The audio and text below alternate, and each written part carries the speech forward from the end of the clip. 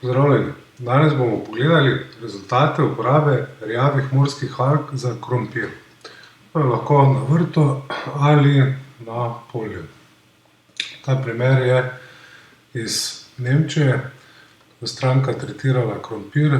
Ta slika je v bistvu ista njiva, isti krompir, posajen v istem času, vendar na levi strani, kjer je bolj temne barve, je tretirano z našim preparatom Biokompleks, na desni strani pa brez biokompleksa. Ta razlika je že po vegetaciji očitna. Dosti bolj zeleno, dosti bolj veliko in na koncu tudi rezultat dosti boljši. Ta leva slika je tretirana s preparatom Biokompleks, desna pa zraven brez preparata. Torej, krompir na levi še ni dozorel, torej je bilo uporabljeno samo izkopano za preverjavo. Na desni je že dozorel in vidite, da ta tretiran z biokompleksom je dosti bolj uniformen, torej lepa oblika, kot pa ta na desni strani. Torej, razlika je odlična, očitna. Kaj poglejmo še malo v številkah, kaj to pomeni. Torej, več vrst krompirja je bilo tretirano in stranka je poslala te številke nazaj.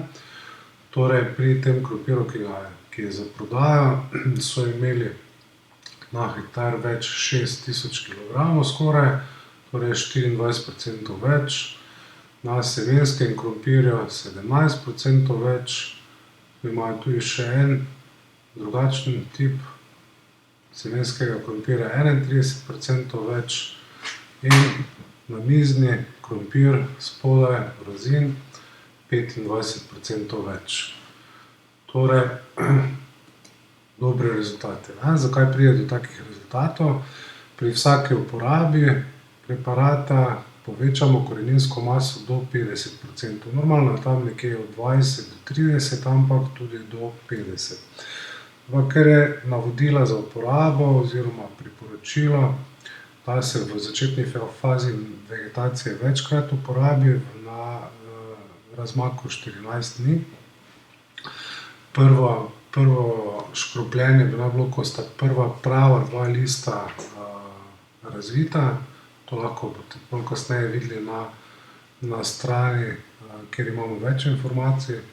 Torej, lahko dosežemo tudi do 200% več teh lastnih, drobnih korenin, ki v bistvu črpajo hranila. Zato je potrebno zemljo dobro prehraniti z hranili, saj so rastline večje in normalno porabijo več hranil. In posledica vsekakor večji pridelek. Preparat ustvarja zaščitno plast z alginati, ščiti rastline pred okužbami in insekti. Rastline so manj dovzetne za bolezni, ker so bolj zdrave in nematode. Kadar uporabljamo še pesticide, insekticide, izboljša porazdelitev in zlepljenost le-teh, saj ima tudi sam preparat sistemski učinek. Torej, lahko uporabimo tudi manj teh škropiv, kar je na splošno boljše, če jih že uporabljamo. Deluje tudi na zemljo, poveča biološko aktivnost v zemlji, zemljo in rastlino oskrbi z oligosaharidi, kar je v bistvu glavna stvar, ki dela razliko. Z mikrohranili in drugimi hranili, ki so hrana za koristne mikroorganizme. Ti vzpostavijo biološko ravnovesje v zemlji in obnovijo tla, obremenjena s škropivi. Zdrave huminske kisline poveča rodovitnost zemlje. Najbrž veste, da huminske kisline so nosilke rodovitnosti zemlje. Zato, ker jih pozdravi, jih izboljša, poveča normalno rodovitnost zemlje. Občutno pa zmanjša tudi erozijo tal, ki jo povzročata veter in voda. Kot sem rekel, na naši spletni strani boste našli več informacij, bolj podrobnih. Torej, navodila za uporabo, tukaj v sliki, lahko tudi pogledate na strani, točno kdaj se uporabi. Kot sem že omenil, lahko ga mešamo z drugimi škropivi, ampak vedno najprej pripravimo vodo in dodamo biokompleks, šele nato dodajamo druga škropiva. Lahko dodajamo katerakoli škropiva, le z magnezijem ni združljiv naš preparat.